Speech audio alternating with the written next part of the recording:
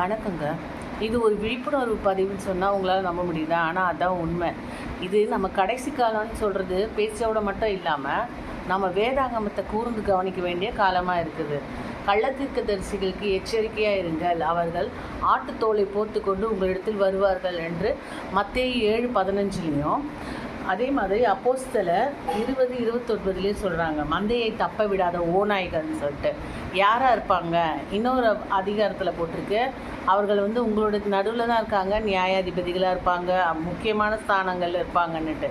அதனால் நாம் இந்த நாட்களில் என்னத்தை கவனிக்கணும்னா, நாட்களுடைய வேகத்தை கவனிக்கிறது மட்டும் இல்லாமல் கட்டாயமாக இந்த வேதாகமத்தையும் கவனிக்கணும். தேவனுடைய கிரியைகளையும் அவருடைய குணாதிசயங்களையும் நாம் தெரிஞ்சு வச்சுக்கிட்டு இருந்தோன்னா கண்டிப்பாக இந்த மாதிரி ஓநாய்களுக்கு நம்மளால் தப்பிக்க முடியும். இன்னும் நீங்கள் தொடர்ந்து இந்த மாதிரியான விழிப்புணர்வு வீடியோக்களை பார்க்கணுன்னா என்னை ஃபாலோ பண்ணிக்கோங்க. உங்களுக்கு தெரிஞ்சவங்களுக்கும் இதை நீங்கள் ஷேர் பண்ணுங்கள். இன்னும் நான் பல விஷயங்களை கருத்தடத்துலேருந்து நாம் தியானித்து விழிப்புணர்வாக இருப்போம். வணக்கம்.